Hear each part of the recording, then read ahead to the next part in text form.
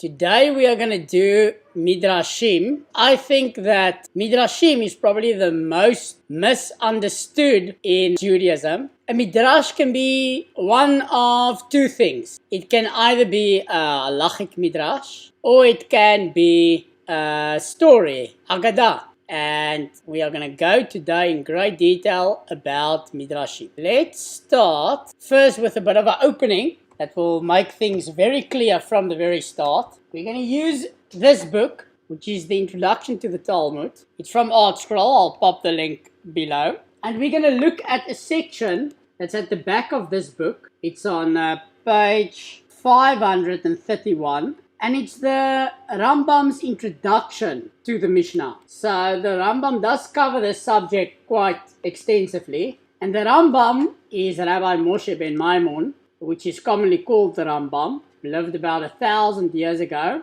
and is by far one of the greatest authority in the Torah world, in Judaism. He was not just one of the greatest rabbis or one of the greatest scholars that ever lived in Judaism, but he was also a world-renowned philosopher as well as a doctor. And he wrote many works. One of his greatest works is the Mishneh Torah, which we covered in last week's class, which I will link above. But he also wrote another work, which is often quoted, which is the Introduction to the Mishnah, where he discusses a lot of issues that is relevant to the Talmud. So I'm going to read a section here, which is on page 531 at the bottom of the page in this book. And this will clear things up about Midrashim, and then we will go into the more technical analysis of the different works of Midrash. What is a Midrash that is halakha? What is a Midrash that is Haggadah, a story? How would you know what is the difference? And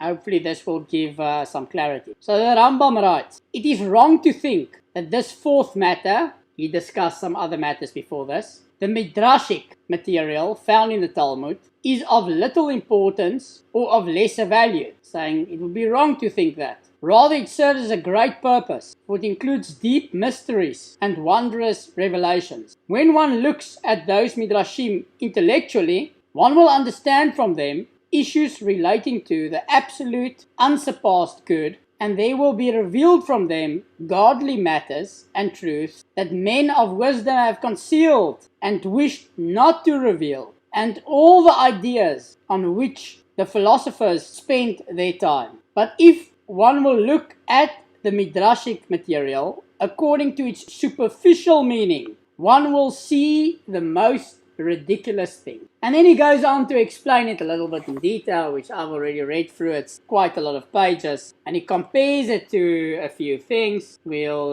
get into that in this class, and then I will give you his conclusion, which is in the same book. So let's first get started with some of the works and what exactly Midrashim is. So like I said, there's two components to Midrashim. So the one is, there is Midrashim, that is halakha, that is Jewish law. And then there is Midrashim, that is Haggadah, which is stories. The Midrashim, that is halakha, which is Torah law, is called Torah Kuhanim. If you now see something in the Chumash, and the Rashi brings a Midrash, how will you know if it's halakha or Haggadah? So one of the easiest ways is based on what this Midrash is saying. But another way is, normally the commentary will say in brackets where this Midrash comes from. If it says it's from the Sifra or the Sifri, that normally means that it is halakha, meaning that the story or the Midrash that was brought is true. You should believe it then literally.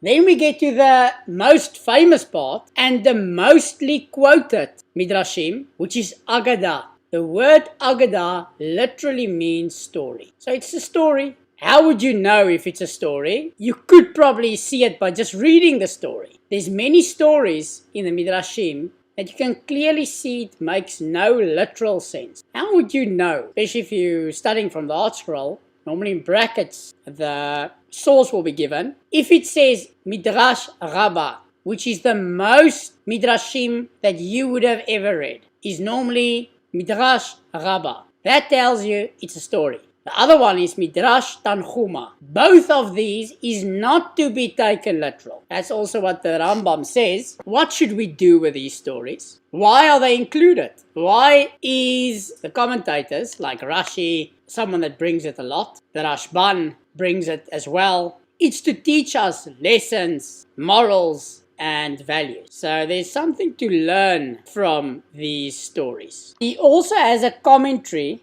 on Masechet Sanhedrin, which is one of the Masechets in the Talmud, in Chas, in the 6 Sedarim. Sanhedrin mainly deals with laws about capital punishment, lashes, how does it work, who gets punished, why do they get punished, what happens in this situation, what happens in that situation, the way the Talmud operates. Basically discussing law. But there is a chapter at the end of Sanhedrin, which is chapter 8, and this chapter has a very long introduction from the Rambam. And the Rambam there says that in his time, there is a lot of people that believes that these Midrashim, especially from Sanhedrin chapter 8, is literal. And he says, he also brings another Masechet, Bava Batra, chapter 5, and he says if you believe in these stories as literal, then you making the sages who bring them,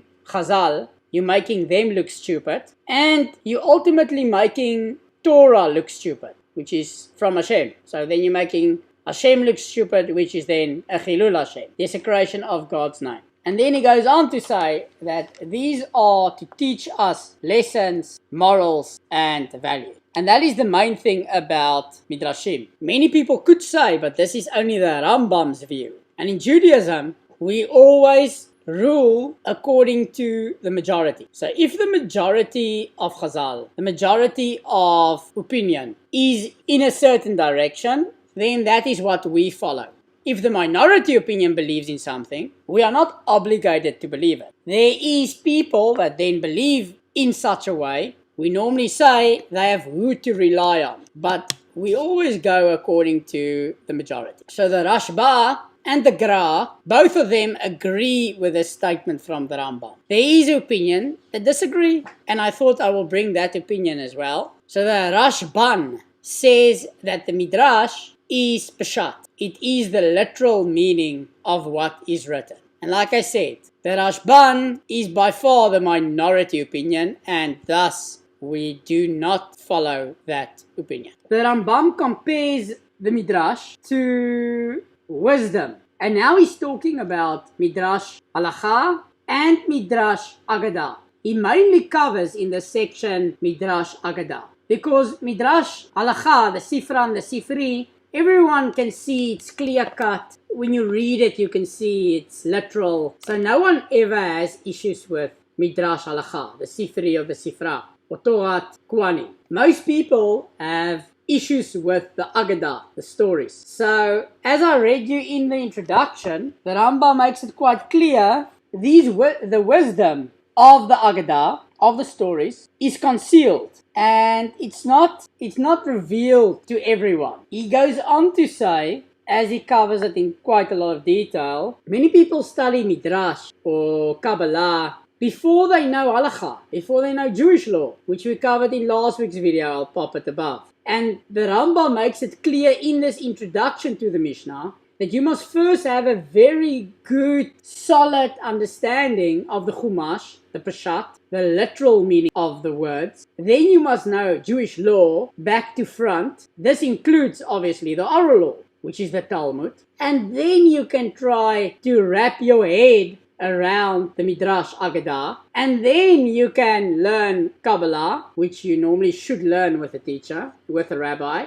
It says both in the Midrash Agadah and the Kabbalah that you can get lost when you get too deep into it. So it's very important that you have first a very good, solid foundation before you go into the mystical. Later on, as you read along, he gives a parable, a way to explain it, because he's now saying that the Midrash Agadah, as well as the Kabbalah, is a deeper knowledge of the mystical, which we call Sod. Sod literally means secret. We covered it in another class, I'll repeat it. The Torah can be read in 4 different ways. And we remember it by the name Pardes. Pardes literally means orchard. So the P is for Peshat, the literal meaning. The Reish is for Remes, the interpretation. The D is for Drosh, which is Drosha. And the S is for Sod, the secret of the Torah. And this is for people that's more advanced, but he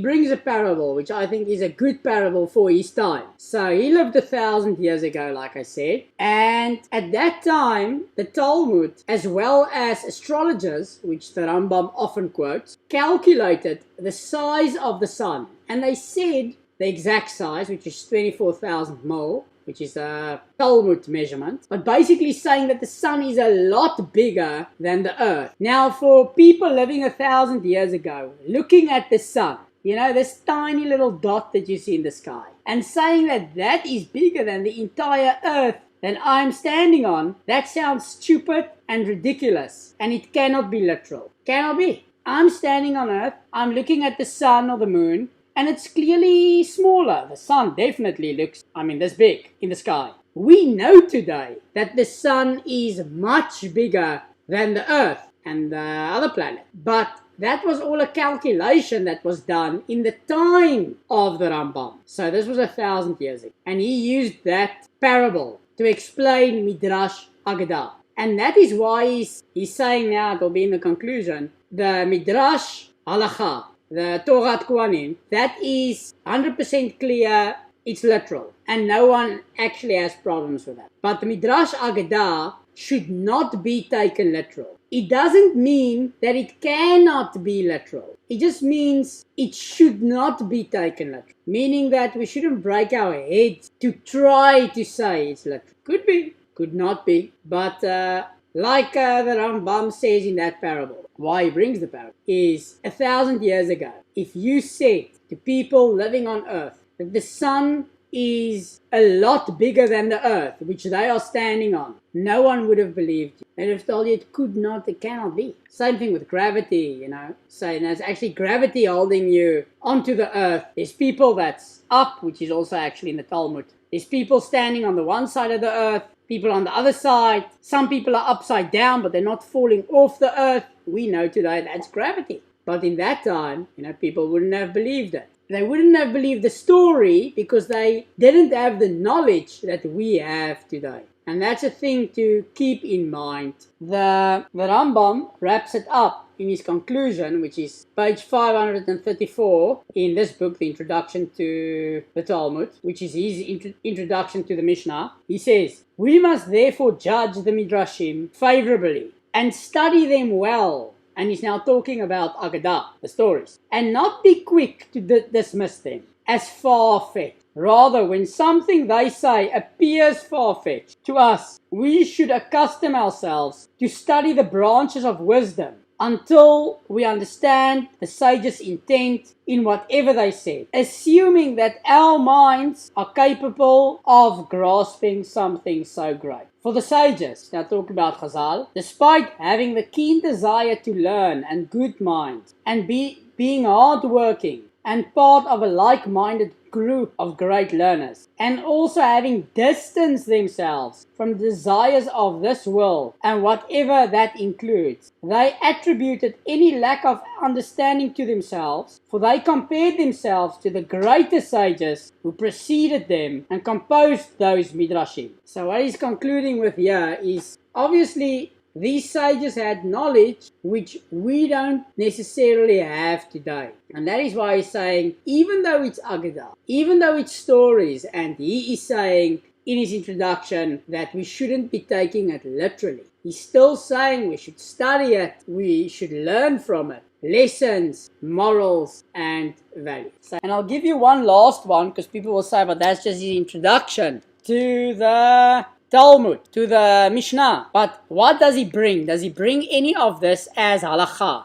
So we're going to do the Mishneh Torah. We're going to do it from the very first book, which I will link down below, which is the book Hamadah, an excellent book. but he actually brings it down as halakha. And this is in page 189, Hilchot Yesodei Torah, which in English is the foundational laws of the Torah, and it's in chapter 4, halakha 13. And he says, the matters discussed in these 4 chapters, which we did before, these 5 mitzvot, are what the sages of early generations termed pardes. So we've already discussed pardes, which is peshat, rames, drash, and sod, as they are related. And he says, 4 entered the pardes. Even though they were great men of Israel and great sages, not all of them had the potential to know and comprehend all these matters in their totality. Meaning that a lot of people study this, not many will grasp it. I maintain that it is not proper for a person to stroll in the pardes unless he has filled his belly with bread and meat. Bread and meat refer to the knowledge of what is permitted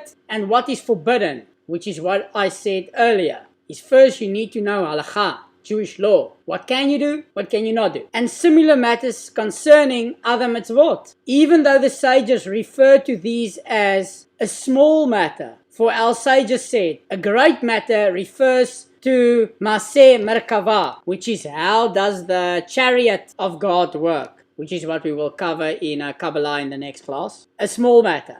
This refers to the debates of Abaya and Rava, which is the study of the oral law, the Talmud. Nevertheless, it is fitting for them to be given precedence, because they settle a person's mind. Also, they are the great good which the Holy One, blessed be He, has granted to allow for stable living within this world and the acquisition of the life of the world to come. They can be known in the totality by the great and small, man or woman, whether they have been granted expansive knowledge or limited knowledge. And then there's obviously a lot of commentary on that, but just to show you that that is also what he brings in the Mishneh Torah as halakha. Next week we're going to cover the much discussed topic, Kabbalah.